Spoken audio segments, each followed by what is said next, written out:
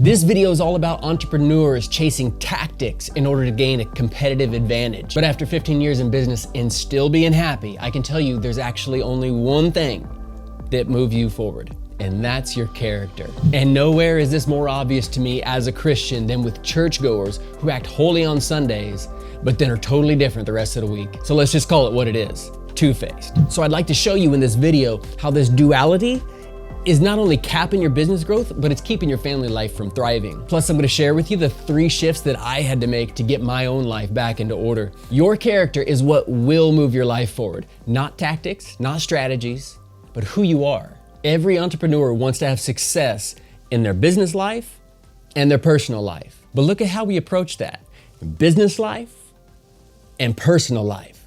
Sounds a lot like Christian on Sunday, something else on Monday. See, we've been taught to compartmentalize our lives and then apply different tactics to each life. And that's being two-faced. The Bible straight up says a double-minded man is unstable in all his ways. So instead of looking at your one life as split up into 2, which is normal for men to do, by the way, we gotta look at the character transformation that eliminates the divide altogether. So look, everybody has heard never mix family and business. But why? What if bringing your family into your business is exactly what creates that meaningful connection? What if it helps everybody see your challenges and their challenges from each other's perspective? But people avoid that because it's messy and it's difficult. But that's a lame excuse. I've hired family members, and yes, it was challenging because I had to do things differently. But I'm not in this for easy, and neither are you. But because we came at this with the right character approach, even when it didn't work out, we still grew closer together. So here's another one for you. Never take your work home with you. That literally forces you to live divided. I tried this hardcore in my business. I spent years building systems and automations so that I could get away from work and have some more free time at home. See, my body was home, but my mind was at work. When I was at home, I was thinking about work. When I was at work, I knew I needed to be home. It was a total disaster. And I blame the coaches and the speakers who promise tactics, tips, and 3 steps to success. They promise a fix, but what you need is transformation. And I get it, changing your character is really hard. It's difficult to even start because you can't see a clear path, you don't know what to do, and while you're trying to make changes, your business and your family still need you. So you're pulled in multiple directions as you're trying to be vulnerable and you're trying to make some changes. And that tension is incredibly stressful. Everybody needs you, but they need you transformed. And isn't that the point of Christianity? Transformation? So how about we focus on the character transformation that God offers first, and then let the integrated, dynamic change in your life flow from there. And why? Because character change affects every area of your life simultaneously. There's no more divide. So imagine this for a minute.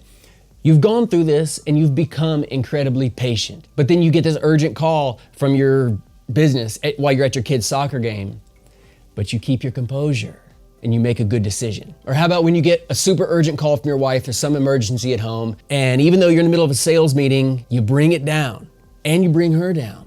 You listen attentively and you calmly respond. That's what I'm talking about. See, that one character trait makes you effective across all the divides: work and family, business and personal, Sunday and Monday and the rest of the week. See, you don't need a new tactic. You need the fruit-producing character in your life. Your one life. And that's exactly what being a Christian is supposed to produce. So instead of all the exhaustion from the double-mindedness, and I know you know what I'm talking about, entrepreneurs, business owners, it's exhausting going through this, being one thing in one spot, being another at home. Try putting your energy toward developing, in this case, patience, no matter what the cost. And this sounds great in theory, but it actually gets so much better than that. Because this Sunday-Monday divide happens when we focus more on how to get through Monday than being the kind of person that can get through Monday. That's tactics versus character. It's how to versus I'm able. It's do instead of be. What kind of person am I describing?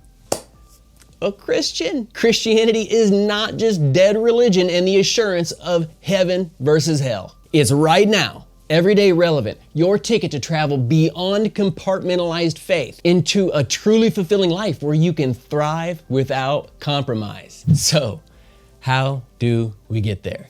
I promised you 3 shifts that I had to make to get my life back in order, and here they are. Number 1, I decided to be a Christian, not go to a church, pray a prayer, get saved, and try to do better. I'm talking about study Jesus' life, and then follow his ways. Google the fruits of the Spirit. Patience is just one of those things that brings this transformation I'm talking about, but there's a whole list of them. And number 2, I had to put up boundaries. I guarded my heart. I refused to get engaged with anything that would compromise my peace, joy, love, because there's got to be a clear line between your peace and somebody else's problems. And you got to know that line. But if you can't find it, make it. Refuse to give up your peace at all costs.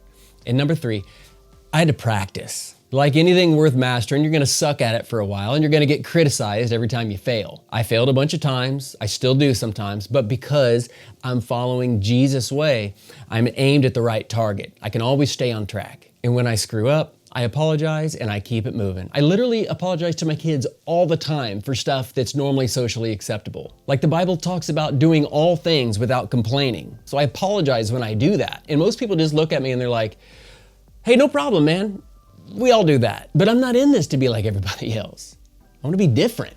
Notice how this video about business advantage has nothing to do with business? That's just evidence of how far we've walked down this wrong path, learning tactics and all the while walking away from the character image that we were made to become in the first place. So remember that. Next time you're in a place where you don't know what to do and you need advice, you're probably a whole lot closer to success than what you think. Now, this goes against a lot of advice out there. It goes against just about everything that's being taught in the business world and gosh, especially in sales, which is what I do best. But what do you think about this? Do you think this works? Like, have you tried this and had success or failure? Let me know down in the comments because this is real life. And great advice isn't always polished up and shiny and packaged in a YouTube video. Our lives are banged up and dirty, man. And your story, your experience, the wisdom you've gained might be exactly what somebody else needs to hear today. And hey, I'm here and I'm cheering you on. You're doing a whole lot better than what you think. Thanks for listening.